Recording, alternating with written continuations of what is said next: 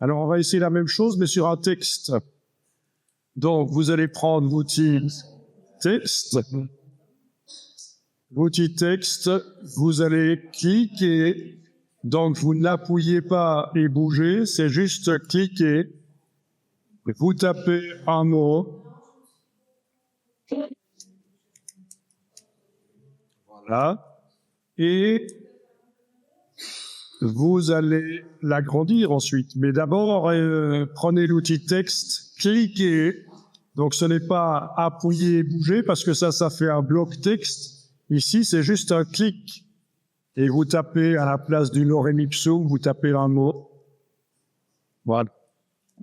Et alors, vous allez l'agrandir avec l'outil de transformation manuelle. Outil de transformation manuelle, poignée du coin avec la touche majuscule. On peut le faire en plusieurs fois. Voilà.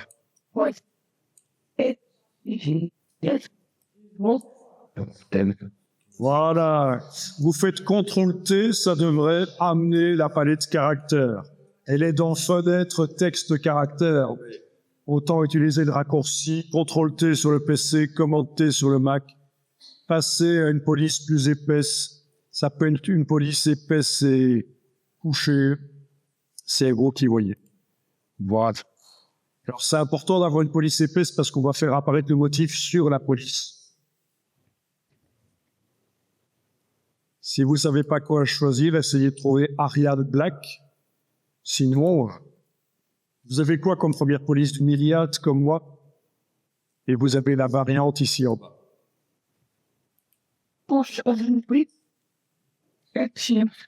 Alors, quand vous faites du texte dans les logiciels Adobe, il faut absolument faire ceci.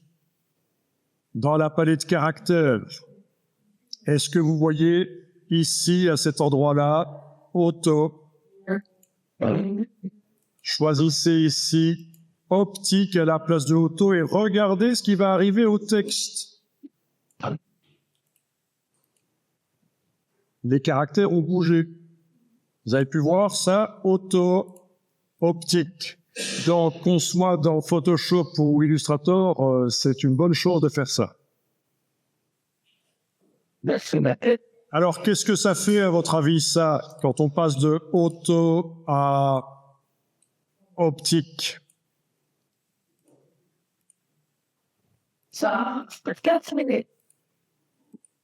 Mais ça positionne les caractères de manière à ce qu'il n'y ait pas visuellement de trous entre deux caractères, d'espace trop important. Alors, vous enregistrez le document, vous le gardez ouvert dans Illustrator et on va aller faire un petit test sur le web. Ça, c'est vraiment un boulot de graphiste de positionner les caractères les uns par rapport aux autres de manière à ce qu'ils ne soient pas trop proches ou espacés. Alors, vous allez dans un navigateur web et vous allez taper ceci, Curly Game. Voilà. Donc, le premier résultat que vous trouvez, c'est Kern Type de Curling Game. Vous pouvez essayer ça. Et c'est quoi? Ben, le but, c'est de faire ce que Illustrator vient de vous faire pour vous, c'est positionner les caractères de manière à ce qu'il n'y ait pas de gros espaces, de manière à ce que ce soit harmonieux. Quand vous êtes bon, vous cliquez sur Done et vous avez votre score. Et vous cliquez sur Next pour avoir le suivant. Alors, il y a un petit problème d'affichage ici chez moi, ça ne m'étonne pas du tout à cause des deux écrans, mais vous avez compris le principe. Qu'est-ce qu'il nous fait? Ah ben oui, voilà.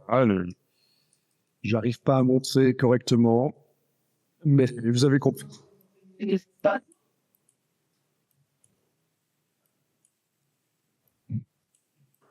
Voilà, en principe, on doit avoir tout le beau et là, ça fera vraiment. Mais je vais essayer sur un autre navigateur web. C'est peut-être, je vais peut-être essayer sur Chrome. Voilà. Je sais qu'en tout cas sur mon Firefox, ça marche pas. C'est pour ça que j'étais allé directement dans Safari. Mais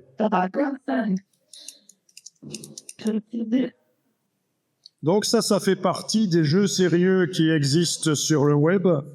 pour apprendre le graphisme, la typographie. Il y en a plein comme ça. Donc, faut avoir l'œil, quoi. Voilà.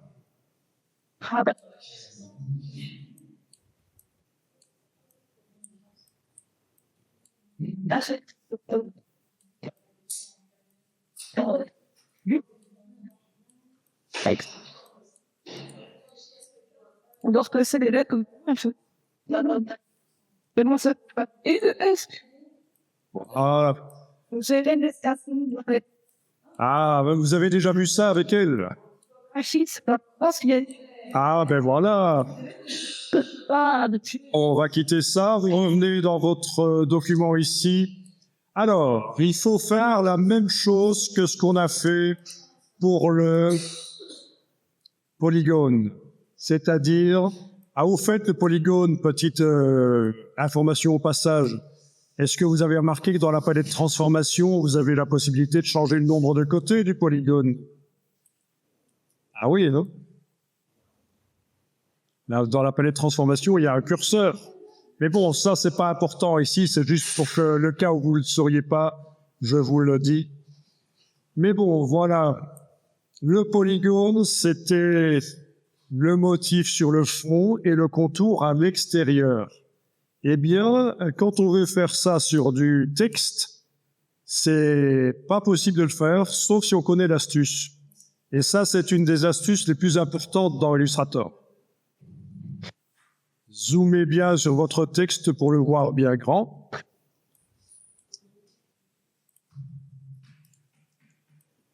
Alors, l'astuce, c'est que il faut sélectionner avec la flèche noire la ligne de texte.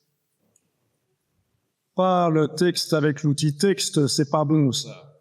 C'est la ligne de texte avec la flèche noire.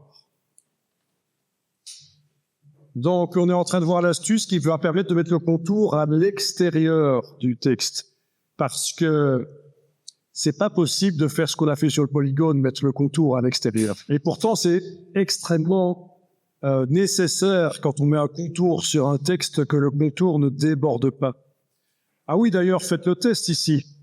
Avant de faire l'opération, on va juste vous faire comprendre quel est le problème. Vous avez votre texte avec éventuellement une couleur de fond, allez modifier le retour. Casse contour à l'avant-plan dans la palette des outils.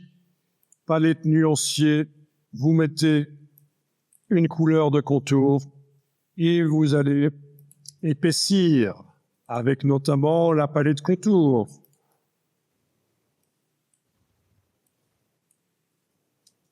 Vous voyez quel est le problème? Enfin, en fait, ça modifie le dessin de la police de caractère. Et vous voyez, si on essaye de mettre le contour à l'extérieur pour préserver le dessin du caractère, ça marche pas. On est d'accord, ça marche pas. Mais non, sur une police de caractère, ça marche pas. Alors une solution, ce serait de la transformer en vecteur, du texte vectorisé. On va pas le faire ici, parce qu'on veut pouvoir encore changer le mot, changer la police. Donc voilà l'astuce. Vous avez votre ligne sélectionnée avec la flèche noire. Vous allez enlever le fond et enlever le contour. Voilà. Résultat, vous voyez plus le texte. Le texte est toujours là. Si vous faites CTRL-Y, vous le voyez, il est toujours là, mais il n'a pas de couleur de fond et pas de couleur de contour. Vous allez dans le menu Fenêtre, Aspect.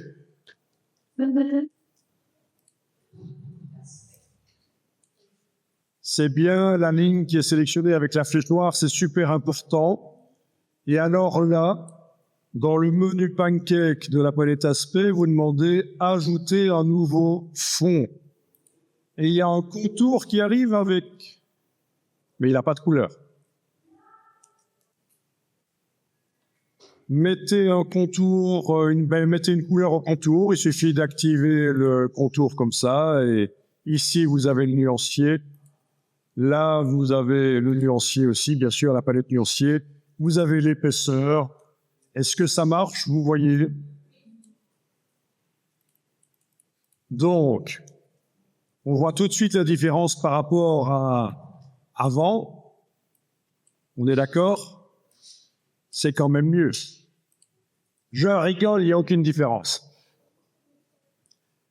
Ben non, il n'y a pas de différence. Ça modifie le dessin de caractère. Et c'est pas bon, ça, c'est interdit en graphisme, en fait. À moi de savoir ce qu'on fait. Alors, mettez le pointeur à droite du contour, là. Appuyez, gardez appuyé, déplacez-le en dessous du fond, et voilà. La partie... Ok, donc voilà, ça c'est la méthode pour mettre un contour sur du texte, et le texte reste modifiable. Avec l'outil texte, vous pouvez le modifier, ou le dupliquer avec la flèche noire en déplaçant, et on peut modifier. Voilà. Je vais plus dupliquer et changer le mot avec l'outil texte sélectionné comme dans un traitement de texte. Voilà. Vous savez que vous pouvez aussi changer le fond, évidemment. Vous pouvez mettre un de vos motifs, si vous voulez. Voilà. Changer la couleur du contour, si vous voulez. Voilà, c'est... Bon, je dis pas que c'est génial, hein, c'est juste pour voir comment ça marche ici. Hein. Après, il faudra réfléchir à faire quelque chose de bien. Oui, à ce propos, au niveau des couleurs, on est assez limité ici. Je vais vous montrer comment obtenir mieux au niveau des couleurs. Vous savez que vous pouvez aussi modifier la taille du motif. Vous voyez? C'est le même principe qu'avant. Hein. Si vous sélectionnez la ligne avec la flèche noire, vous double-cliquez sur l'outil de mise à échelle. Avec transformation d'objet décoché dans la boîte, si on met une valeur ici, ça va modifier. Touche tabulation chaque fois. Voilà.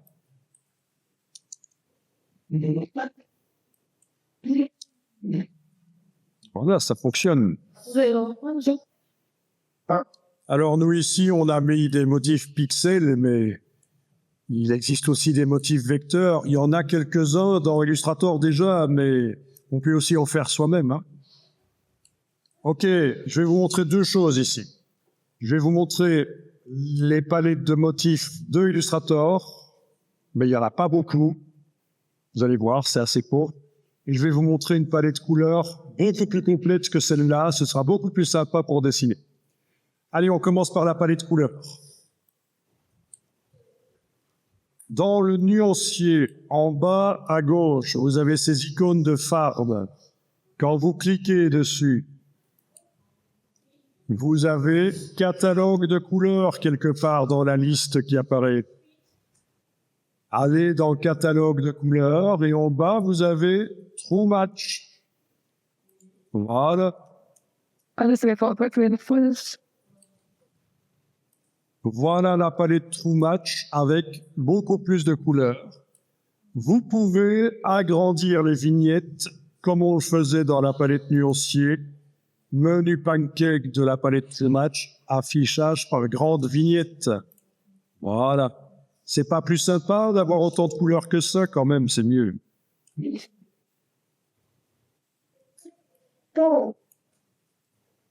Et dans le menu de la palette True Match, il y a en bas le mot permanente. Si vous cochez ça, elle restera dans Illustrator.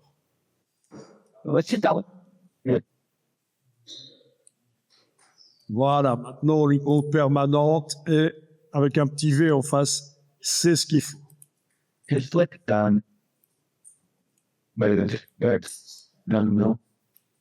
Alors, si vous cherchez les encres Pantone, elles n'y sont plus, maintenant c'est payant, n'est-ce pas? Alors, concernant les motifs livrés par Illustrator, dans le bas à gauche de la palette nuancier, vous avez motif. Et là-dedans, vous avez décoratif, héritage décoratif. Vous voyez qu'il y a d'autres palettes motifs, hein, mais attendez, rentrez d'abord par celle-là. Ah,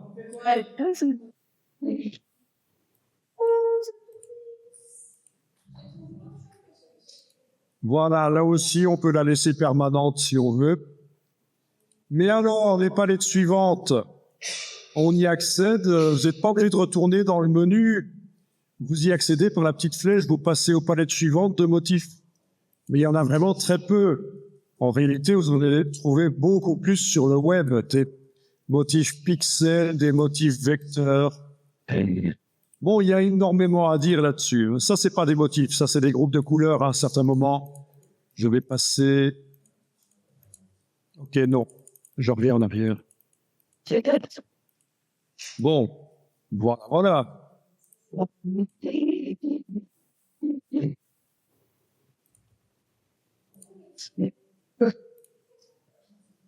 Attention, si vous mettez un motif, il faut bien, faites pas l'erreur que je viens de faire, mettre la case de fond en avant-plan.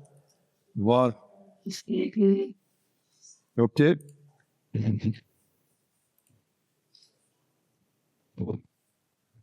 C'est des motifs avec de la transparence. Oui, c'est des motifs avec de la transparence, c'est pour ça que ça fait cet effet zarbi. Mais c'est pas mal. Le hasard fait parfois bien les choses.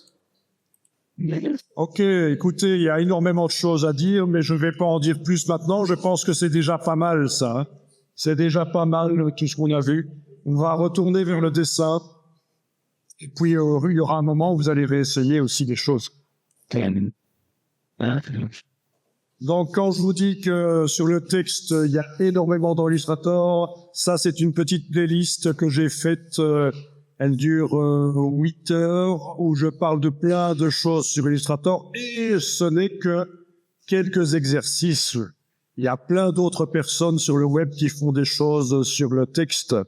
Donc, 8 heures de vidéo, s'il fallait qu'on explique ça, ça prendrait 3 jours. Hein, 3 ou 4 jours. Parce que c'est condensé. Donc, c'est juste pour vous montrer qu'il existe plein de choses avec Illustrator, le texte, vous voyez. Plein de choses. Tourner une des lettres. Faire en sorte que quand des lettres se superposent, ça fasse un trou. Faire une courbe sur du texte. Faire une image à travers du texte. Faire un effet de contours multiples avec des ombres. Faire un contour éloigné de la police, c'est de la transparence entre la police, entre le fond et le contour. Il y a 2 contours en fait là-dessus. Voilà. Faire des effets comme ça, c'est plusieurs fonds qui sont décalés, mais c'est des polices qui restent modifiables en fait. Hein. C'est encore modifié. Enfin voilà, vous voyez, il y a plein de choses. Mais nous, on va repasser vers le dessin de tout à l'heure.